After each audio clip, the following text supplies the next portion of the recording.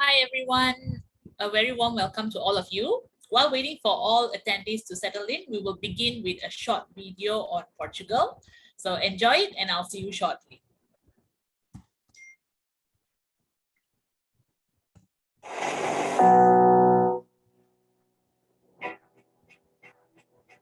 In an increasingly globalized world, how does a country stand out?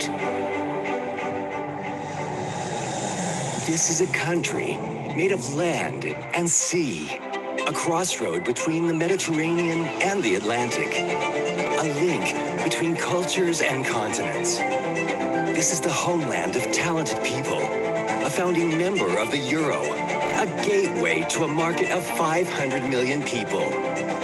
This is the home of a world leader in fast and ultra-fast chargers for electric vehicles. A country that produces more than half of its energy out of renewable sources. A privileged partner for innovation. Every day, more and more companies come to work and think with us. We also produce cars, but above all, we think cars. Think the green road ahead of us, and think the future. Innovation is taking the country to new frontiers.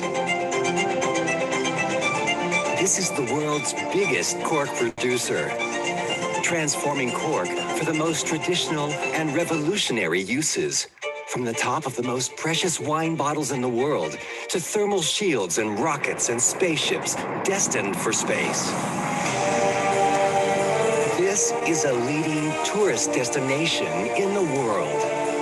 A competitive and sustainable location. A top country in providing technological services. Host of great international events integrated in some of the most important value chains in the world. That attracts and keeps some of the most talented people.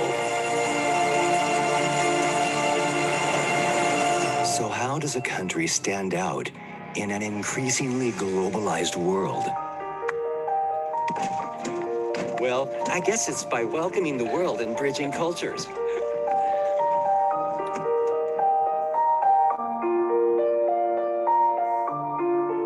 Portugal, talented and welcoming.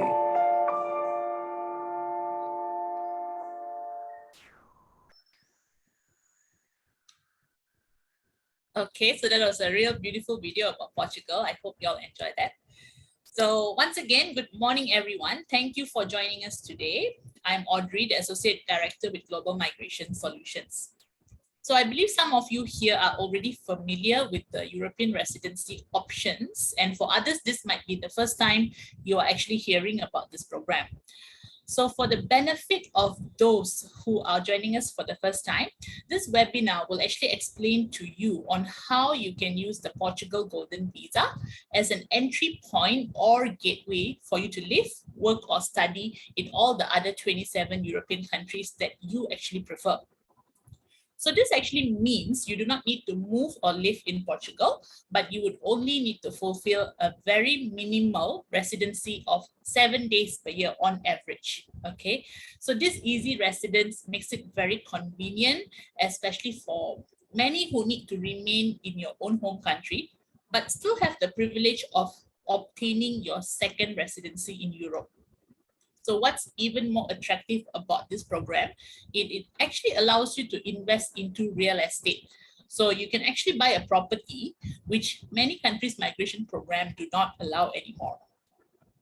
And the Portugal Golden Visa is very straightforward, okay? And it makes perfect sense for your investment as well, as all you need to do is buy a property in Portugal, basically, right? It's as easy as that. Visit 14 days every 2 years, visit Portugal, okay? And after 5 years, you eventually would get access to all the other 27 European countries after your citizenship. So this visa also comes with a very reasonable investment amount of 280,000 euros. And plus, if you're lucky, you could also choose projects that comes with guaranteed rental income up to 4% per annum. So today we will explain to you about the new rules for the program for 2022. And due to the overwhelming response, the top locations like Lisbon and Porto is no longer an option under this new scheme. But don't worry, as Portugal is growing and has many other areas that are booming, so we will also share with you regions that are worthwhile for you to make your investment in. Okay. So before we start, I would like to quickly run through about our company and the speakers for today. So Global Migrations, we are a licensed migration advisor. Okay, we've been around since 2004. We are known to be a company that offers premier migration services. Next. So we've been around for 17 years with reputable success rate of 99%, and we've helped more than 12,000 families migrate to various countries.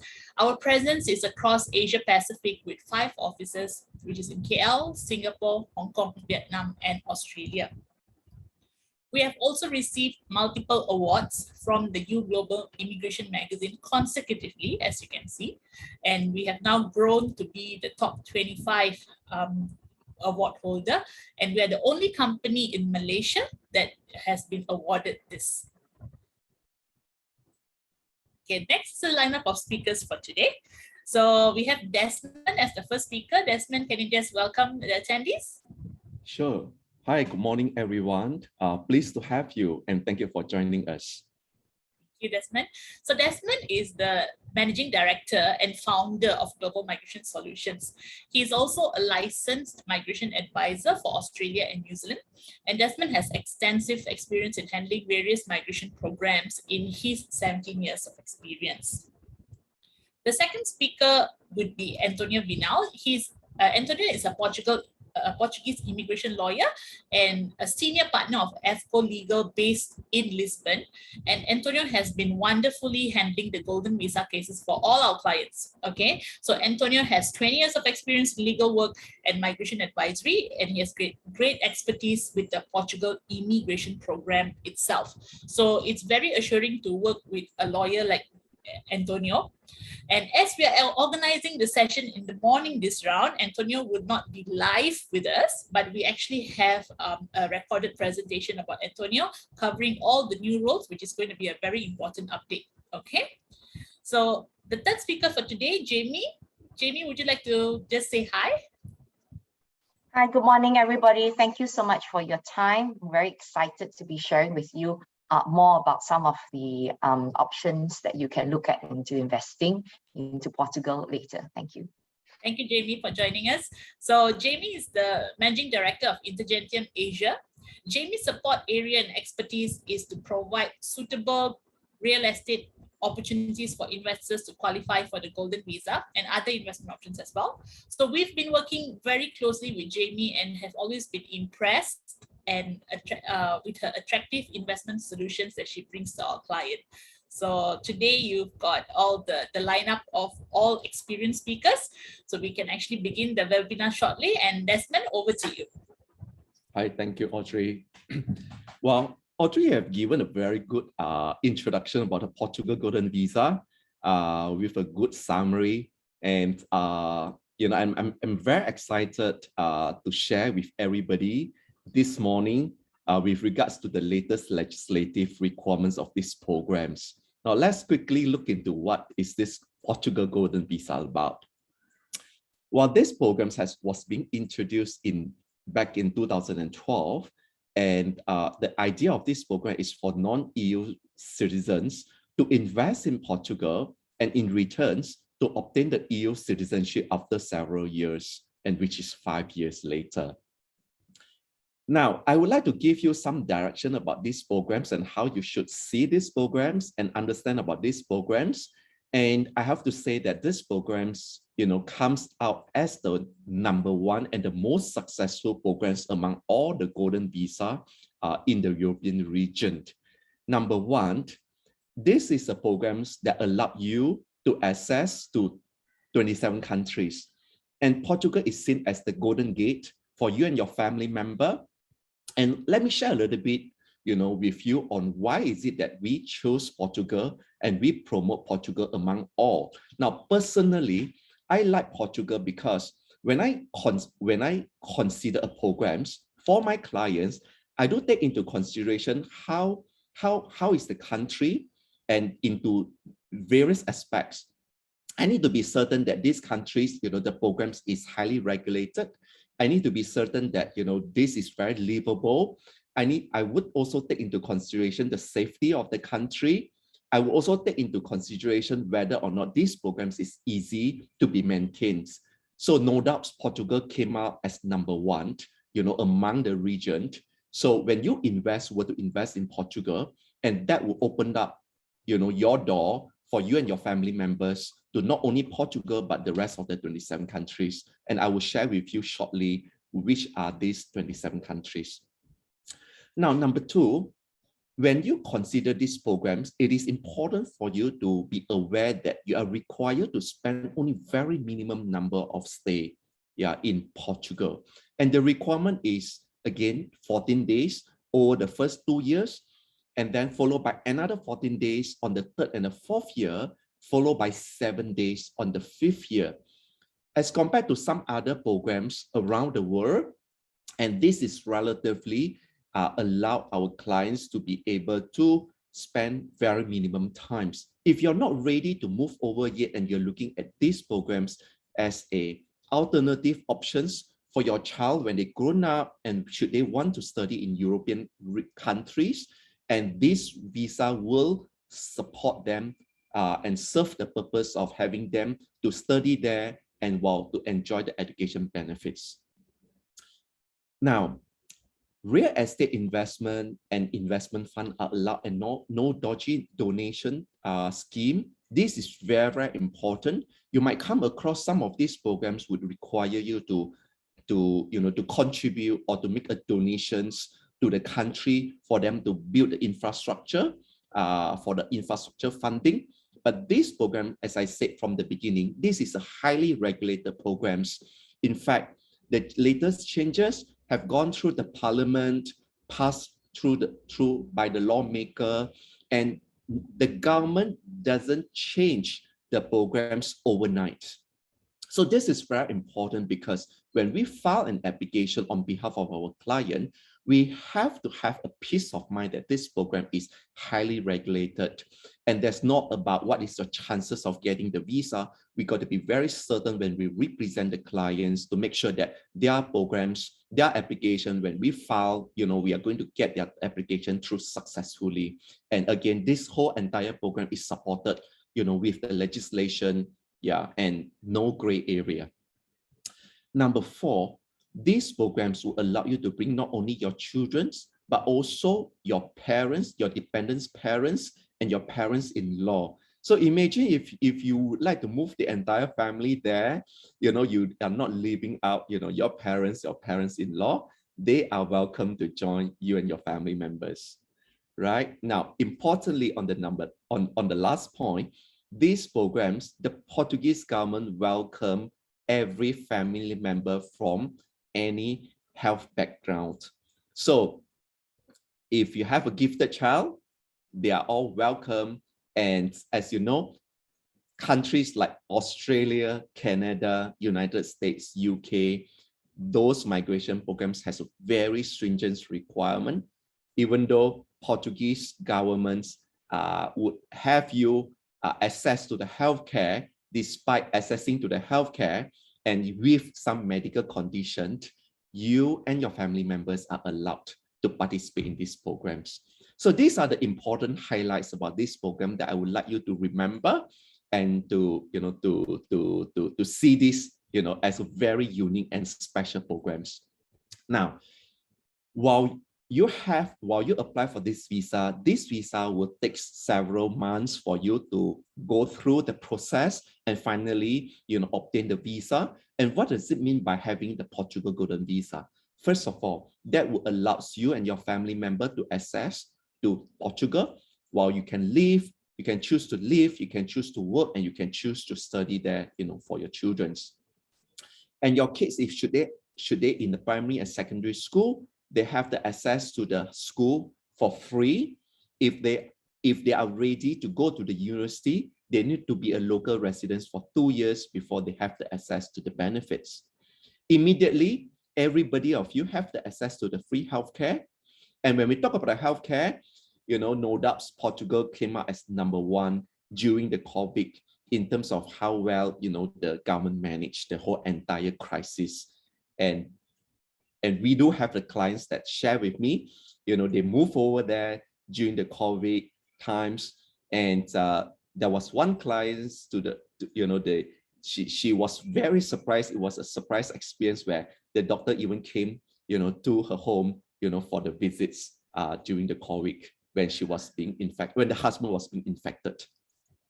Now, for those, for those passport holder, that who is looking at having a freedom to move around and travel around in the European region, or, to be specific in the Schengen area, being a GV holder of Portugal, you do receive a card where you can travel freely in the region without having to apply for a visa respectively.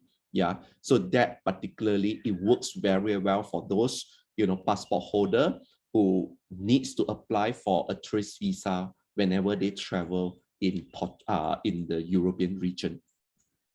Now, you are given also options to apply for the citizenship after five years. So that really opened up, to the 27 countries that I'm going to be sharing with you. So last, for GV holder, tax implication or the tax concern has always been the concern of the migrants. So the good news is, being a GV holder, you are enjoying a reduced tax,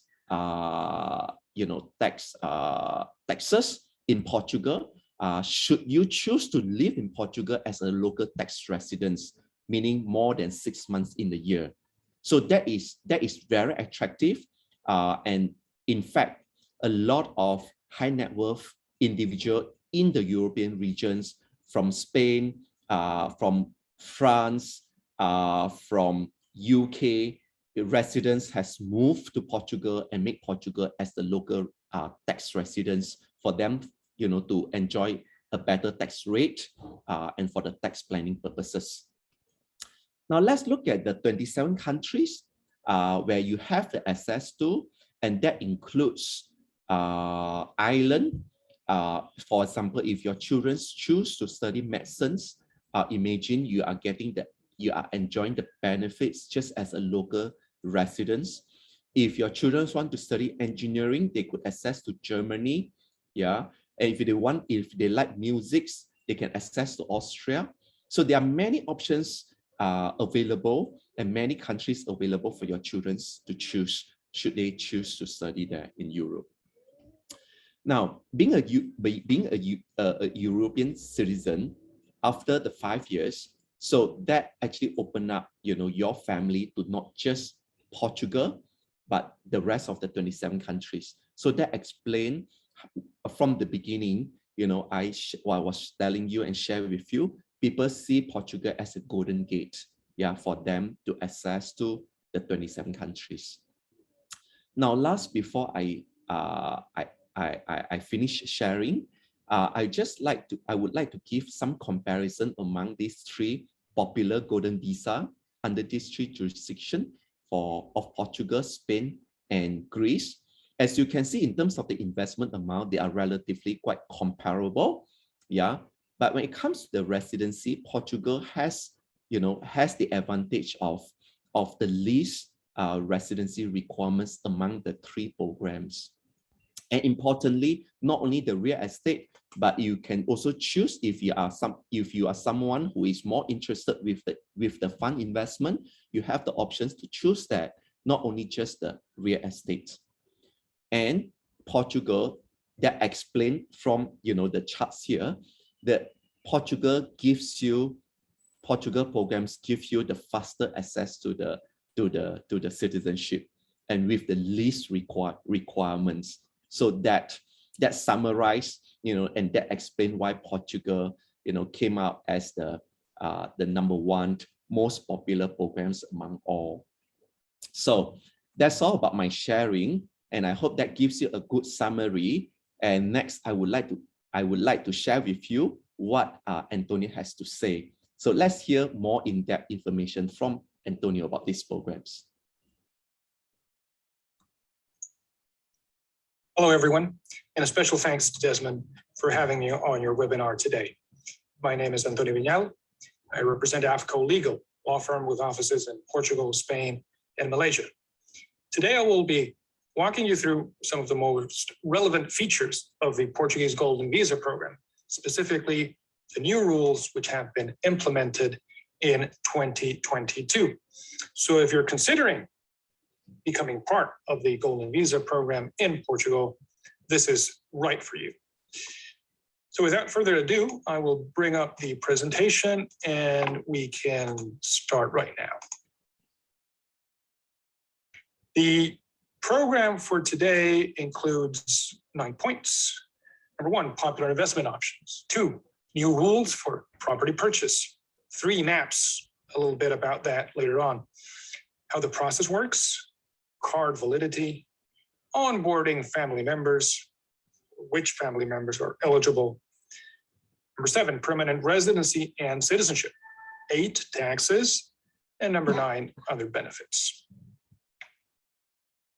In terms of the most popular investment options, we're looking at 3 situations which account, I would say, roughly for 90% of all the Golden Visa investment in Portugal. Number 1 is the purchase of property valued at or minimum threshold of 500,000 euro.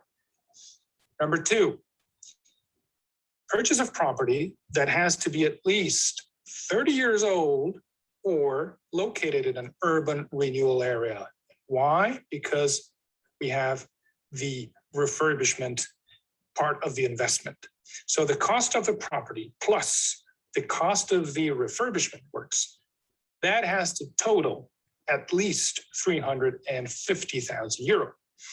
Finally, we have the venture capital fund or investment fund option, and threshold here is 500,000 euro. Now, not any fund will qualify, but these are funds that need to have at least a maturity of 5 years, and 60% of the monies in that fund need to be deployed companies located in Portugal, companies with their headquarters in Portugal. So the new rules in 2022, these new rules have been implemented. And in terms of residential property, these would only be eligible. These properties are only eligible in the so-called interior territories. And this will be made a lot clearer once we take a look at the map, as well as the islands of Madeira and Azores. So if you wish to buy residential property and qualify for the program, you may, of course, do so, but only in these areas. Can I still purchase property in Lisbon, Porto, well-known cities? And you may, but only commercial. Now, what qualifies as commercial? And we're looking at retail, office space, warehouses, hotel rooms, touristic apartments, and so on. And then we will also look at the map right now at the 20% discount. So we saw the 2 thresholds, 500,000 euro, or in the refurbishment option, 350,000 euro. Now, in certain locations, you can get a 20% discount or reduction on that threshold. So instead of 500,000, it becomes 400,000. Instead of 350,000, it becomes 280,000.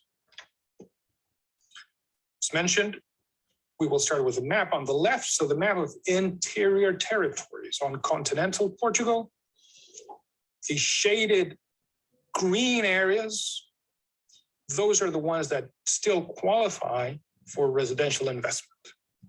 So in these areas, you can still buy residential property, and that will get you your golden visa. As you can see, Lisbon is not shaded, Porto is not shaded. The Algarve has some bits which are shaded and would definitely still qualify if you wish to purchase residential property there.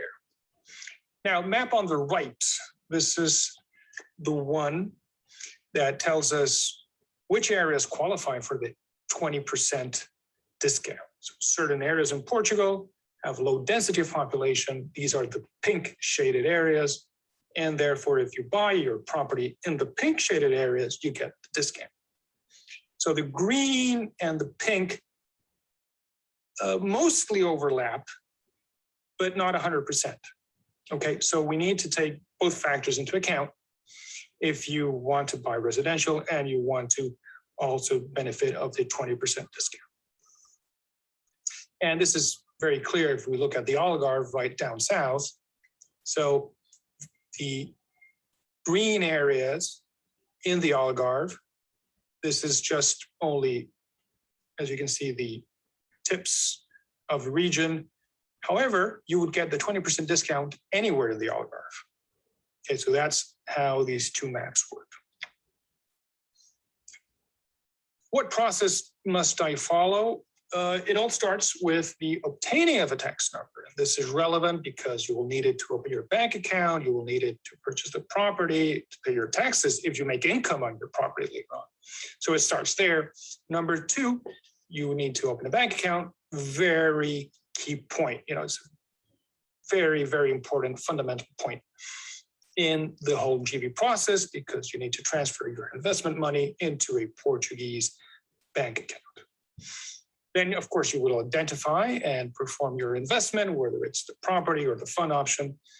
You will collect the relevant documents, and this includes, of course, the criminal record, clean criminal record. And then the filing itself consists of two phases. Number one is an online phase, and this takes about 2 months to clear, after which you would be eligible to proceed on to phase number two. Phase number two consists of taking of your biometrics, but also a refiling of your application. Okay, so online first, physical presence, you need to travel to Portugal next. And finally, once you're fully approved, card will be issued. So in terms of the card validities and how many cards you get 3 cards overall. And each card has a validity of 2 years. So first card, good for 2 years. Second card, good for 2 years. Third card, good for 2 years as well. During each 2-year period, you must fulfill the minimum stay requirement, which is very easy to comply with because we're looking at simply 14 days in each 2-year period. And you can spend your 14 days in one go, or you can break it up during each 2-year period, okay? Then we'll look at the government fees, and the government fees, well, we have an application fee, and we have the issuing fee. That's when you get your card or the money you need to pay to get your card. Application fee is paid 3 times because you paid at the start of the whole process, when you apply for your first card, when you apply for your first renewal, and also when you apply for your second renewal. So that's why it's 533 euros times 3.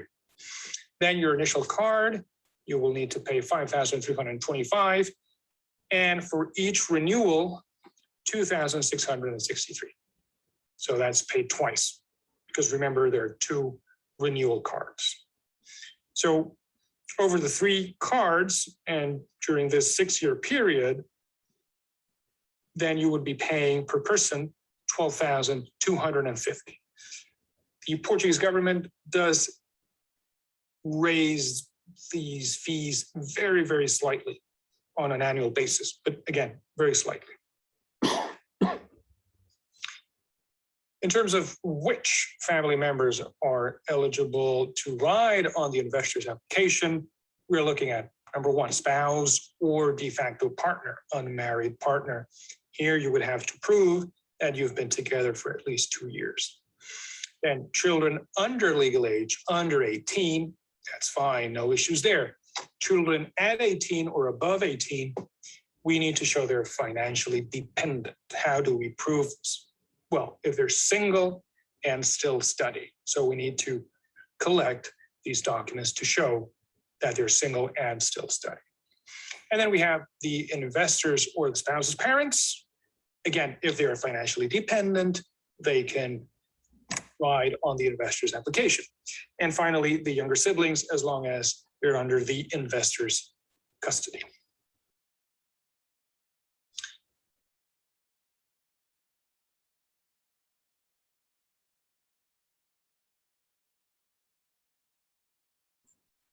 Desmond, you need to unmute, please. Otherwise, the video, sorry.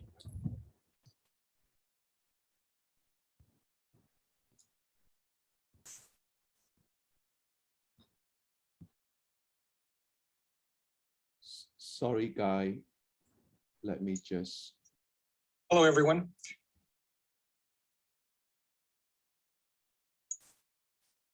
Hello, everyone. Just let's continue. 2 from years. next thoughts. That's when we need to show they're financially dependent. How do we? Audrey, Antonio was talking about the In terms of which PR, right? family members are eligible to ride on the investor's application, we're looking at number one, spouse or de facto partner, unmarried partner.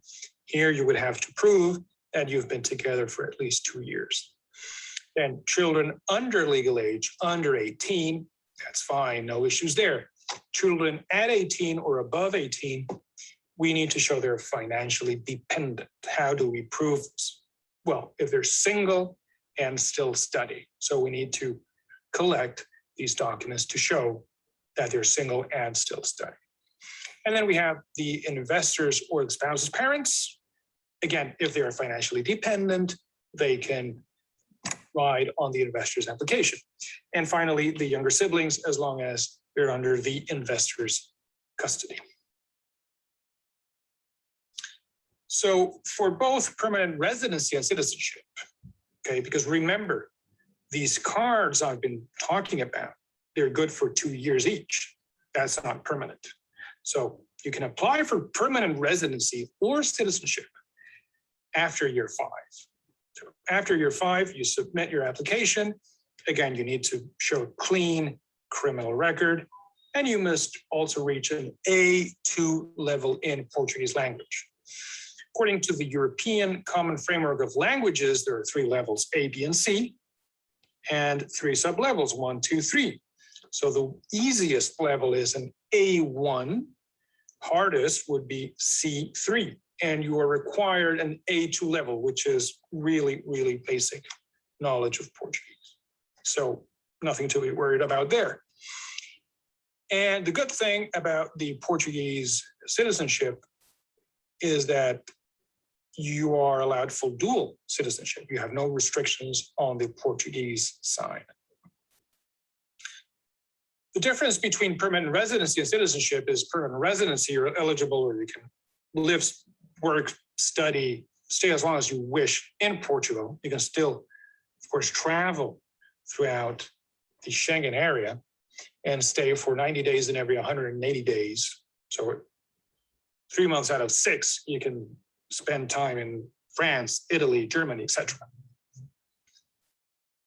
However, if you want to spend your whole life in any other EU country, or you wish to change from time to time or move around from France to Denmark to Spain to Ireland, etc., you may do so with citizenship. That is the key, because citizenship unlocks that possibility for you. Moving around the EU is a lot easier because the formalities are incredibly simple. So citizenship is the key goal for many. Moving on, taxes. If you decide to purchase a property as your choice of investment, then you will be paying 2 taxes at the moment of purchase. Transfer tax, that's a one-off. And if it's a commercial property, it's a flat rate of 6.5% on your purchase price. If it's a residential property, that's on a sliding scale. Just to give you a notion, if your property is worth, say, 500,000 euro, the rate would be something like 5.6, 5.7%. Also at purchase point, you would be paying 0.8% in stamp duty. Now, once you become an owner of that property, you would be paying your annual property tax. And that property tax will vary depending on the location of your property, because the rate varies between 0.3%, such as in Lisbon, as shown on the screen, or it can go up to 0.45%. And this is calculated not on the purchase price, but on the taxable value, which is the value that the tax office has assessed that property in. And it is much, much lower than market price or your purchase price. If you wish to make money on your investment, of course you can. And if you're looking at long-term rental, you would be paying tax at a rate of 28%. And that's for non-residents. If we're looking at a short-term rental, say an Airbnb type of rental, then the rates will vary. And why do they vary? Well, they vary depending on where the property is located in, if it's in a restricted or unrestricted area. So I'll give you an example. Lisbon has certain areas which are restricted in terms of issuance of licenses for Airbnb business. So especially in the downtown areas where there is a larger number, a greater percentage of these establishments, of these Airbnb apartments, these are restricted areas, and you will not get a license there for Airbnb unless you qualify under certain requirements. In these restricted areas, your tax rate is higher, it's 12.5%. If you're in an unrestricted area, meaning the pressure of Airbnb properties is not so great, then you can still, of course, apply freely for the license and your tax rate is lower. Finally, capital gains. So capital gains is 20%, again, for non-residents. So sale price minus your initial purchase price, but you can also deduct a number of expenses, say your refurbishment cost over the past 12 years, your transfer tax stamp duty, your notary fees, and even the fees you might have paid to the broker, real estate broker, to sell your property. So all of these will help lower your tax base, so it's not a straight 28% rate. Oh, and if you decide to go for a fund investment, you'll be happy to know that your yields on your investment, there's no withholding tax of any sort in Portugal. So the money would be transferred, or you would repatriate that money back to your home country, and there would be no tax in Portugal. Other benefits, just to cap off the presentation, we would be looking at, of course, a wide range of possible property investments. There's residential, there's commercial, and there's even land. I have clients who would simply say, well, I like this land, I would like to build a property later on. So that's a possibility. 2, variety of locations. So if you're more of a city person, Lisbon, Porto, that might be your choice. Or if you like the coastal areas such as Cascais or the Algarve, or wine country such as the Alentejo region, which is beautiful as well, you have a great range of choice right there. You will also be happy to know that property is freehold, also for foreigners, and property may be sold freely. So once you decide to sell off your investment, you can sell to locals, you can sell to foreigners, there's no restriction.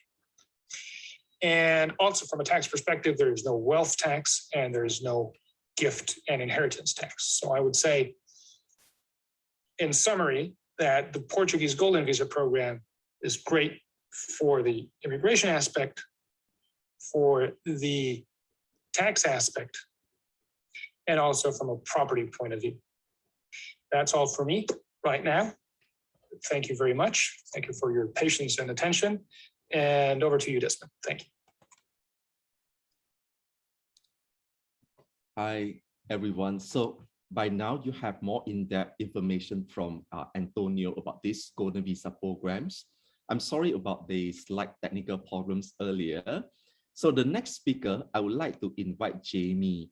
A little bit of Jamie.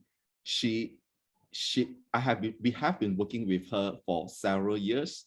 She's probably the best person that you wanted to speak to, and you should speak to with regards to the investment, at your choice, that suit the Portugal Golden Visa, the programs. And importantly, she herself went through the whole entire process, and she's the best person to speak to in terms of what is her experience like. Why would she choose the Portugal Golden Visa? The experience and the steps that she went through when on how she chose the investment. Let's hear from Jamie, a Golden Visa holder herself, what to say about these Golden Visa programs. Jamie, over to you, please. Thank you, Desmond. It's been a pleasure also working with you and your team. I think one of the biggest questions that everyone normally asks is why would I consider investing in Portugal amongst all the other countries? So what has happened was several years ago, we were looking at an alternative residency, but we were also looking for a place that will be good for investments. So what we have done is then spend a significant amount of time in Portugal. And then we realized that it was really, really palatable for a foreign investor. And I'll share with you some of the main reasons why. Portugal actually is the third most peaceful country in the world after Iceland and New Zealand. And actually for a Malaysian itself, I would say Portugal almost feels like a Malaysia in Europe itself. It's very multicultural, as you can see earlier on in the video. And because of that, it's also very peaceful and very, very safe. And because of that as well, Forbes has listed Portugal as one of the top places for residency and a second passport. And the other thing that's also notable and commendable is the fact that their healthcare system is ranked 12th in the world and the first in terms of affordable quality healthcare. So one of the best things I've noticed in the ranking was that Portugal's healthcare was actually even ranked before UK and Australia. And this was actually a very good, especially the fact that they treat even golden visa holders such as myself. They give us the same benefits like a citizen, even though we're not a citizen. We're just a temporary resident, but they still give us the same benefits like a citizen. And I think that's very commendable.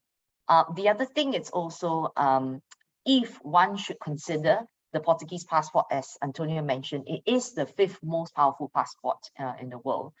It will allow you to actually not only work across the 26 other countries freely, but it will also allow you to even travel to like the US or Canada without needing a visa in that sense. The other thing is the country is very attractive in terms of the cost of living. And because of that, also we see a huge number of British and Americans also that are moving to Portugal because it is one of the lowest cost of living in Europe.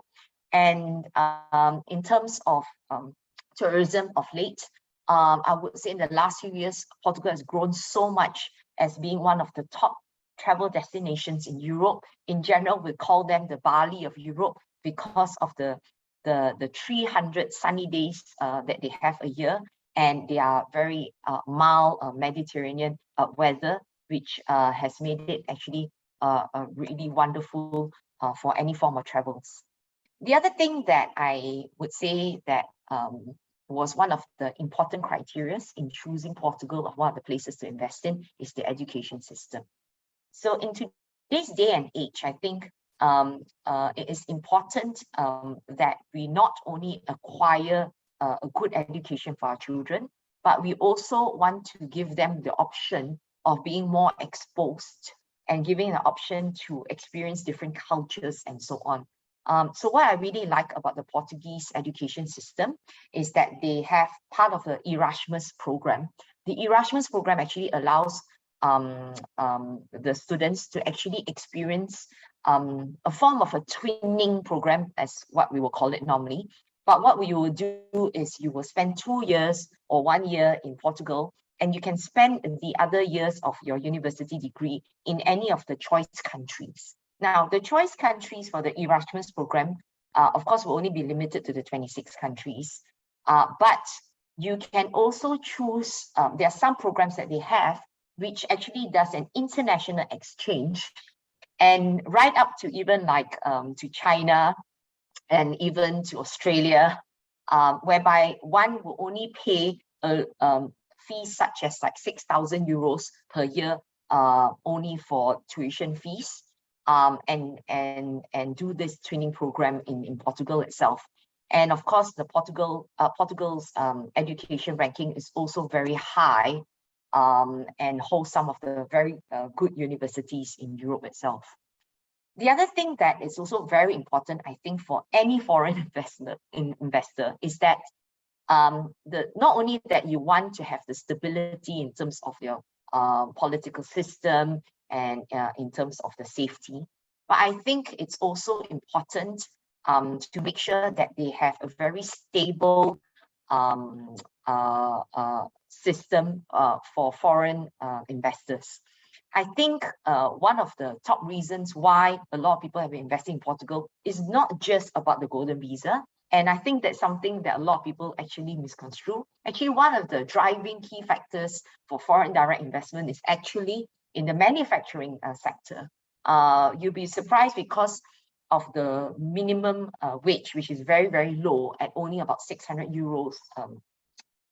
It actually encourages a lot of people to actually set up their manufacturing facility. So to some extent, Portugal is seen to be a hub of manufacturing, OEM manufacturing, just like how, let's say, Vietnam is in Asia. Portugal is seen as the manufacturing hub, and a lot of things are actually produced there. Recently as well, one of the top sectors that has been commanding a lot of foreign direct investments will be in the digital economy sector. So I think in today's day and age, right, we are also, it's important that if we we invest into a country that is also progressive, that is also growing in terms of the digital economy arena, because that's fintech is actually one of the top sectors right now that everyone's looking into in terms of foreign direct investments. And we are really excited to also announce that last year, Portugal actually was within the top 10 European countries for foreign investment, and driven largely by the manufacturing, R&D, and digital economy sector. Now, the other thing, before I move on, is the fact that I think, as Antonio mentioned, although there are many options one can consider to do the golden visa residency process, the most popular choice to date is still the residential property option, because right now, one can actually look at investments from as low as 280,000 euros. And one of the main aims that I want to do today is to share with the webinar attendees on what are some of the options in the interior areas, which we think will be the way forward, and some of the good choices that one can consider. Now, before that, I wanted to also reiterate that the residential real estate, although the legislation has changed recently, is not only limited to a growth in Lisbon and Porto. Portugal's housing market still maintains very strong across the country itself. And because Portugal is not a huge country, Lisbon itself to places like Algarve is only about 3 hours, very similar to how KL is to Johor. And Lisbon to Porto, for example, is only about another 3 hours. So quite similarly, I would say the size of Portugal is quite similar to, let's say, our peninsular Malaysia, to get everyone orientated in that sense. And the other thing to note as well is that Portugal is seeing a huge increase and a significant growth, especially in the interior areas.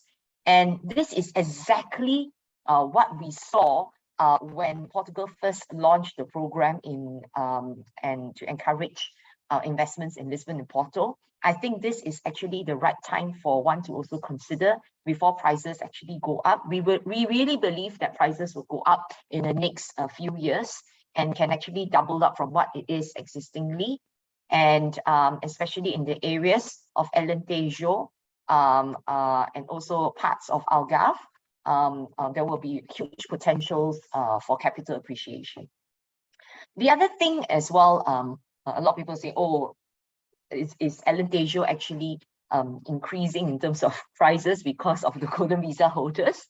I also wanted to just dispel the myth that actually the growth in what we like about the growth in the areas are not just because of the golden visa housing investors, but also because the country, as I mentioned, is growing, right? Not only in terms of manufacturing, but because of the minimum wage.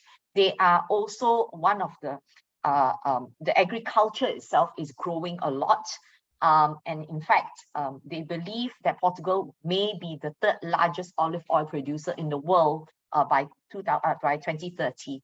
And these are some of the encouraging news that we've received in terms of the government initiatives to push more foreign direct investments in these areas. The other thing is also, of course, as you can see in the map where when Antonio showed earlier, there are also parts of Algarve which are still very attractive and can still be invested in the residential arena. And people who enjoy the beach should seriously consult us, and we can go through which are these special locations that they can consider investing in that will still be eligible, because Algarve is still hailed by Forbes to be one of the top places for one to retire in, and it's extremely popular amongst retirees, especially the British. And in fact, the Americans, a huge number of Americans have also invested in Algarve as one of the places that they can retire in due to the low cost of living. Now, before I go into some of the examples, I also wanted to just show the attendees today what Alentejo is all about.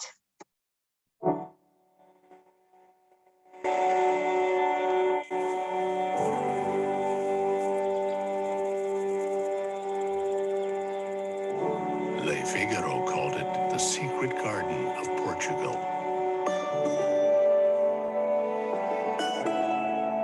The Guardian described it as the most stunning coastline in Europe. A region of unparalleled beauty and authenticity, according to the New York Times.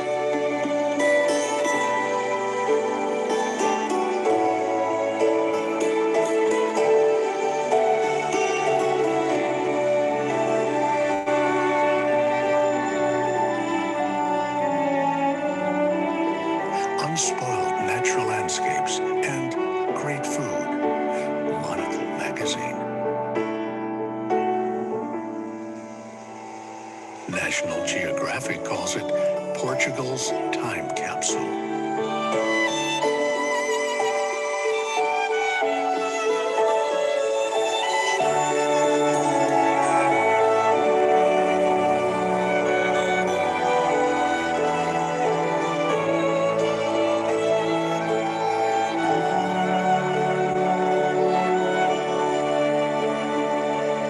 Let me tell you a secret.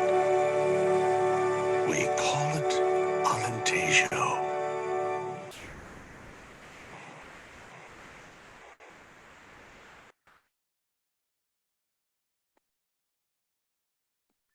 I'm sure many of you will agree with me. After this whole pandemic, just looking at the video itself makes you want to travel to Portugal. And I'm happy to also say that I'm glad that I also managed to make a trip to Portugal end of November to visit some of the spots that you saw in the video earlier on. And because of that, that's why we are able to also show you some of the projects that we've just launched after our thorough due diligence during my trip. And one of the key areas that we can look at is actually in Evra. Evra is actually an area just about an hour away from Lisbon, but it's also the capital of Alentejo.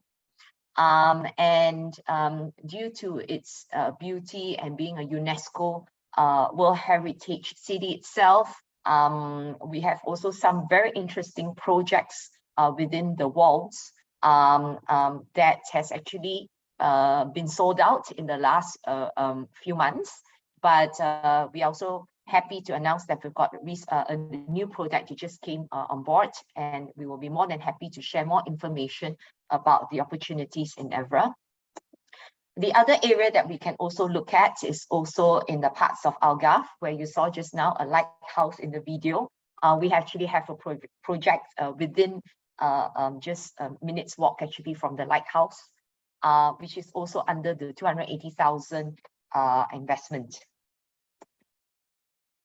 The other thing is also, if you are looking at commercial properties, we actually have touristic hotel properties. We have several actually, but this is also one of the very interesting ones that just have been launched actually with the mayor yesterday. And this is a very interesting project also within the Alentejo region itself. And of course, for those who are still interested in Porto and Lisbon, we still have some commercial real estate that we can look into, such as student accommodation, because as you know, residential is no longer allowed in Lisbon and Porto, but we also have the options for you if you're interested to learn more. We'll be more than happy to share all the details with you, and of course, a lot more other options that we have. But this is just in summary to show you a taste of the upcoming investments options that one can consider this year.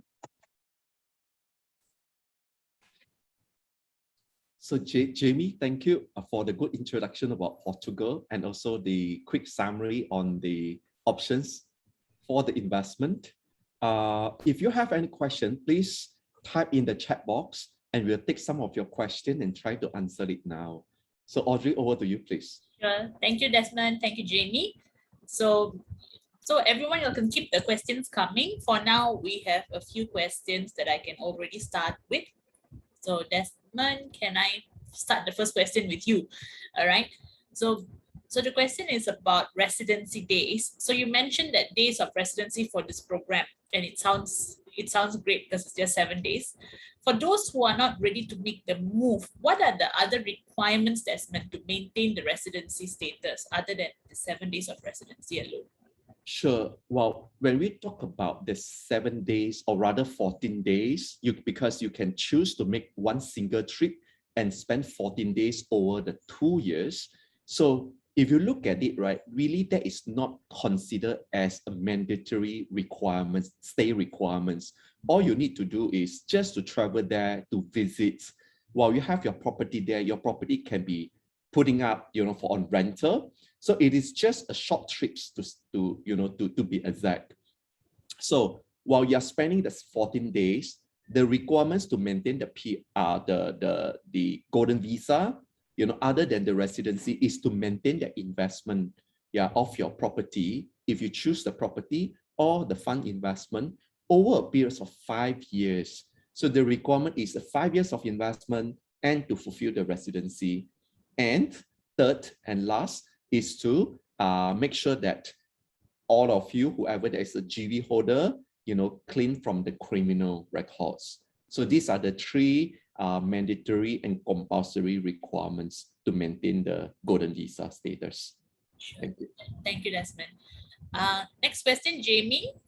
The next question is, can we invest in commercial property in Lisbon? Yes, most definitely one can still invest in commercial properties in Lisbon and Porto. In fact, we have transacted several commercial properties, but I think one of the main criteria right now for one to know is also the commercial properties will need to meet a minimum threshold of 500,000 euros. But we do have those options, which we can consult our clients on a separate basis. Yeah. Okay. While we have you, Jamie, can you share about the current real estate climate in Portugal? Okay, so I think right now, one of the reasons why, because a lot of people will have asked, why did the government announce to change the legislation this year? Actually, the government has planned this actually almost a year ago. It's just that due to the COVID situation, they have actually delayed in the implementation of the changes of the legislation for residential properties in Lisbon, Porto. The reality, I think, the climate right now in terms of residential properties in Lisbon, Porto definitely is a little bit overheated, and we believe there will be some form of adjustments in the market across in terms of the residential real estate in these areas. But we also see a huge opportunity. We are already beginning to see that the trend of real estate in the interior areas growing and going through a double-digit growth. So I think, and because of the differences in terms of the investment pricing, and also because the markets, the real estate landscape is adjusting in Lisbon and Porto, I think the investments in the interior area is really a good opportunity right now. And the reality is that there are also not many properties in the interior area because it is not a huge city like Lisbon. But because the investment can come from as low as 280,000 euros onwards, we believe that most of the 280,000 property options will eventually be able to sell at about almost 400,000 euros in the next 2 to 3 years. We are also beginning to see prices in these areas increasing by about 30 to 50% because the costs of acquiring the new buildings have also increased, and the cost of construction to renovate these buildings have also increased. So we really think that right now is the best time to actually consider the interior areas.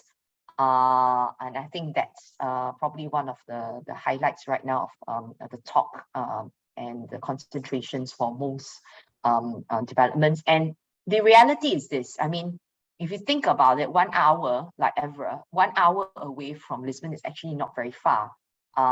You know, we are talking something similarly to, let's say, an investment, let's say, in Seremban, you know what I mean? Plenty of people actually do buy, you know, in Seremban in that sense, right? So quite similarly, I think there will be a big growth in that area.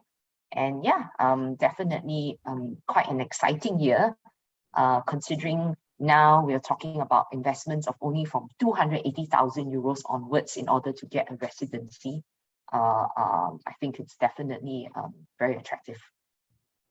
That's correct. Thanks. Thank you, Jamie. That's my next question would be for you. So basically, the question is about, they notice that many people are actually holding PR of other jurisdictions. For example, they have it in someone is an Australian PR or a US green card holder, but relatively, quite a number of them also still apply for the Portugal Golden Visa. So Desmond, what is your take on this? Why do people still opt for this despite having another PR? Sure. Well, I guess I'm sharing this from my client's perspective. Yes. Those who has already obtaining the Australia PR, green card, and why would they choose to consider Portugal further? I guess no doubt all of us agreed that the Portugal Golden Visa, that requirements to apply is very minimum, both in terms of the visa criteria and in terms of the investment amount. But importantly, that actually opens up, you know, the options to cover the 27 countries. So when I shared this among my clients, most of the times their response was, you know, was fun, because, you know, they said Desmond, if should you tell me these programs earlier, I wouldn't have go through the Australia. So this is the very common response that I got from them. So when they learn about these programs and they felt very excited about these programs, because some of them do, although they might have already gotten the PR in Australia, but some of the children might still choose to study in Europe. Yeah. So, and while they are not certain where exactly the children are going to, and they see these programs allowing them to, to achieve that purpose.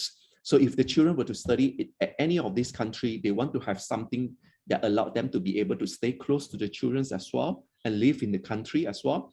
And meanwhile, it is, there's no requirements for them to move over, to shift over there for the time being. So unlike most of the programs, they are required to spend relatively 50% of the time. Yeah, if you're talking about Australia, for example, you have to spend 6 months in the year, for most of the programs, and Portugal, explain why they are keen to move on. Yeah. So Desmond, while you mentioned about children being part of the application, right? So perhaps this is a better time to ask this question, which is, we mentioned about reunifying children and spouse at a later stage. So how does this actually work? Like, must all the applicants be added in the beginning, or how would we do this? The answer is no. So you could choose to even apply yourself or your spouse, putting in the application. If your kids are still small enough, generally, if they are, I would say probably below 12 years old, at times when you apply for this visa, you could choose to wait until you obtain the passport and reunify your child while they are still below 18, yeah, as a citizen of Portugal. So the idea and the benefits of doing that is to save the hassle of bringing them over, and clock the 14 days residency requirement. But another aspect is to basically save the application cost, yeah, that Antonio was sharing earlier. If you look at that, the application cost over the 5 years for each of the family member comes to close to about 11,000 euro. So if your plan is to obtain another passport at the later stage, and without going over while your child is still young enough, then you can consider reunifying them at the later stage. Yeah. Okay. I hope that explained the question. Yes, I think it's very clear. This question, I think I should still put to you, Desmond. The question is, can I apply for a PR without investing first? And yeah, and what is the cost? Cost, I think we can revert later, but perhaps the first question. Yeah, so this is an investment for residency programs. Yeah, and the steps are, you must make an investment in order for you to apply for this GV, to submit the GV application. So the answer is you must be investing first before you can even put in the application. Okay, thank you. That's clear. So Jamie,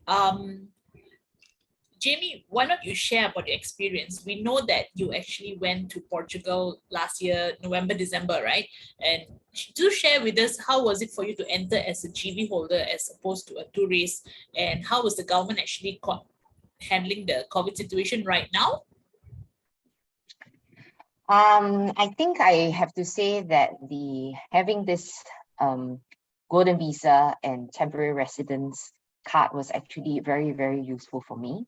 I think during this pandemic period, right down to even going to the immigration office in Malaysia, I was actually very shocked that actually when my passport expired and I tried to even renew it at the immigration, and they said, sorry, Malaysians are not allowed to even renew their passports unless you have a work permit elsewhere, or if you have a residence permit elsewhere. So I would say that was the first time I have to show them that I have a temporary residency. I told them, yes, actually I didn't have to show them. I just tell them that I have a temporary residence, and it requires me to, go there and spend a few days. So you need to renew my passport, right? So that was actually even before I left the country, I would say immediately I already saw the benefit of having a temporary resident, because it's actually quite scary in that sense that, you know, you can't even renew your passport, you know, without showing proof and reasons that you have this alternative residency. So I would say that came in already as a big plus point for me, for now and also for future. Number two, I would say that with this residence card, I have to say it also allowed me to travel to Europe, which is important from the work perspective, but also in order to fulfill my mere 7 days per year. In fact, the reason why I went was because I'm supposed to fulfill 14 days every 2 years. And what's the beauty about the program is that because I only did 10 days in 2019, they allowed me to actually to even continue. I mean, because I need to only complete 14 days in 2 years. It allowed me to actually just, you know, be able to complete after the whole pandemic and after the vaccinations, to finish my additional 4 other days 2 years later. So that was also a huge benefit because it's very flexible and still be able to fulfill it despite the pandemic situation. But I think most importantly is that the card also gave me a lot of confidence by traveling in Europe in that sense, especially in Portugal, that I will still get the best healthcare, ranked 12 in the world. If anything were to happen to me there, and when I travel and so on, and the fact that because I have the residency in Portugal, I'll still be able to seek medical healthcare in that sense. And yeah, I think primarily what's most important is the fact that that you're able to travel, whether it's for work or for personal reasons. I think the card was extremely useful for me to, like I said, get out of the country.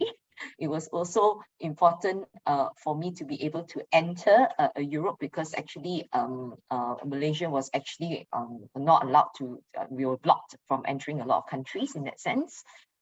So that really became very useful.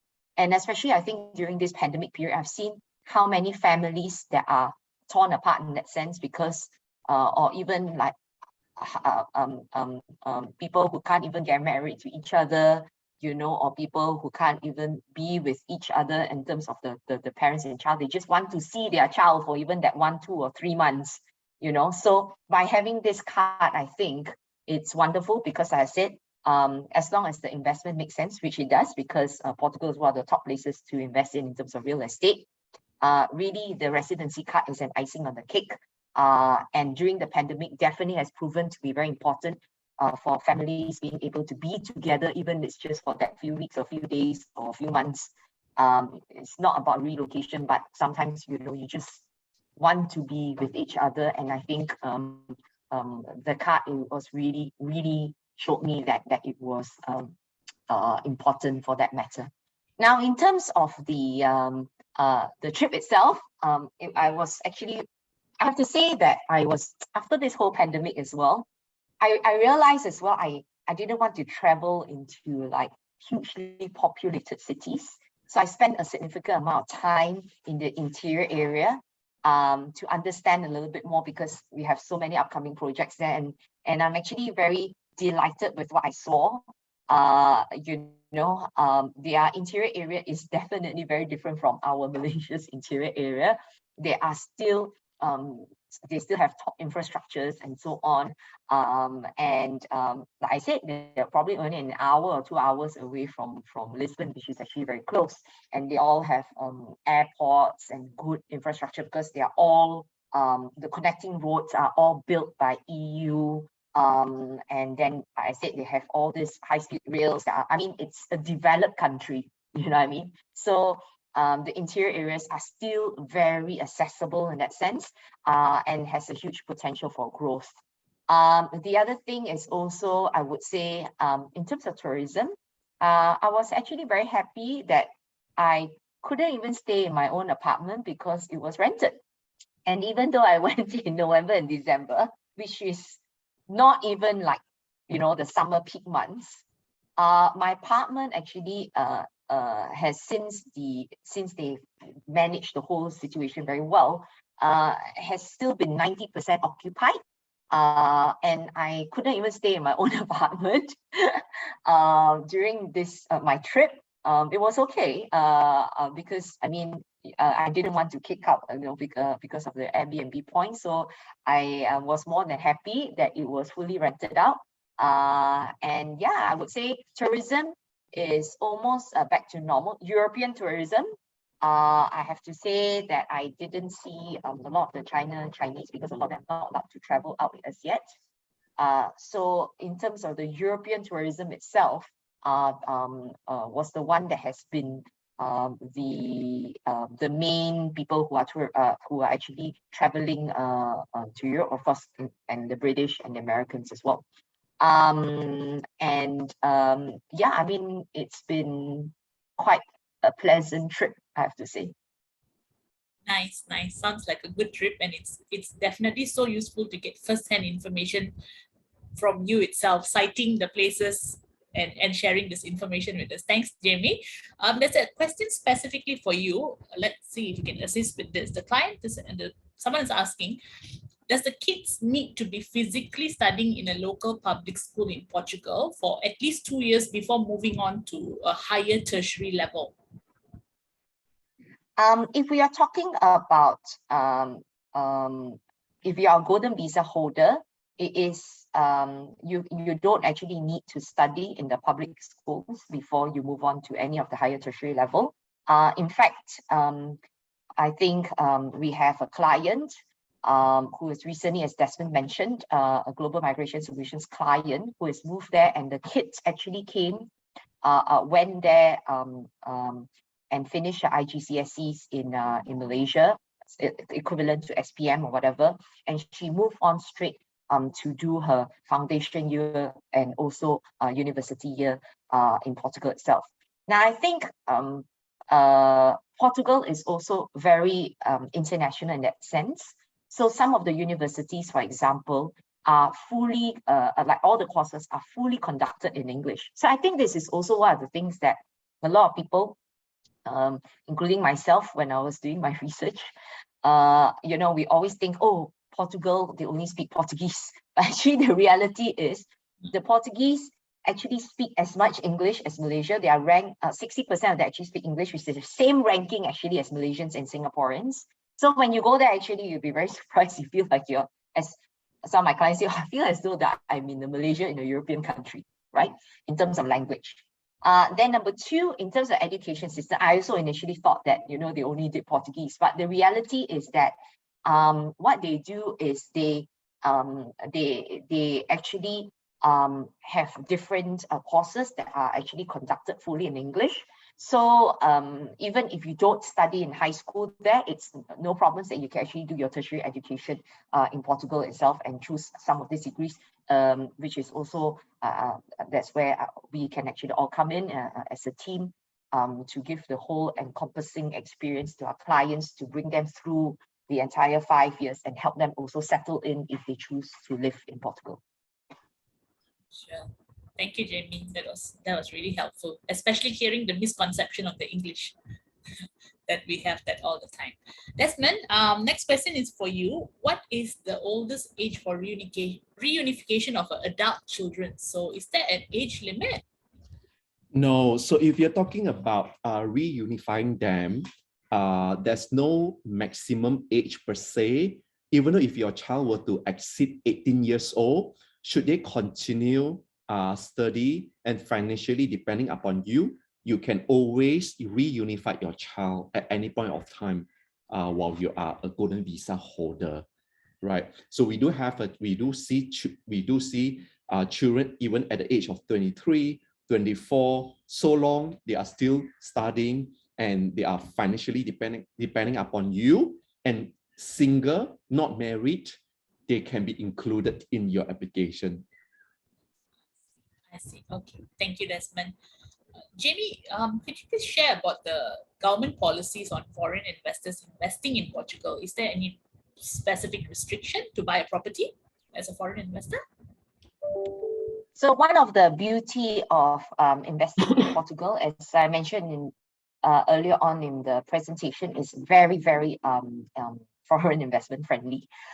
There are no restrictions actually for anyone to acquire any form of assets in Portugal. You can buy any type of asset, even right down to a car park or something like that. You can buy, anyone can actually buy anything in Portugal, and you can sell any of your real estate to anyone, and there are no restrictions. So I think that's actually one of the reasons why Portugal is hailed to be one of the top countries to invest in terms of real estate, because of there's no restrictions in that sense.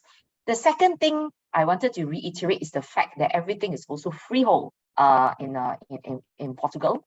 So because of that, also people actually, from an investment perspective, would like to invest in freehold properties and real estate, and that's actually one of the I would say investment friendly reasons why it's also very pro investors. And of course, thirdly, in terms of the criteria, I would say they are also offering very good loan, because Euribor is actually negative, so loan rates are actually really low. Of course, for up to the threshold, because this is normally a question of investments, people always ask, is there a possibility actually to take a loan or acquire a loan to purchase a property? For the purpose of the Golden Visa, of course, you cannot take loan for the first threshold amount. So let's say if your threshold is under the 280,000 rehabilitation category, then you're not allowed to actually take any loans on the first 280,000, but it can come from anywhere in the world. But if let's say you want to take a loan on the additional amount, it's something that that can be done, and that is easy to acquire in that sense as well. Thank you, Jamie. Desmond, you spoke about the medical requirements, right, for the Portugal program versus other countries. Do you mind sharing a little bit more on this? How useful have you seen this program so far in terms of the medical requirements? Sure. Well, first of all, you do not need to be worried about any forms of health circumstances. Health check is not a requirement or visa criteria for these programs. So throughout the whole entire visa application, none of you in the family member is subjected to the health check. Yeah.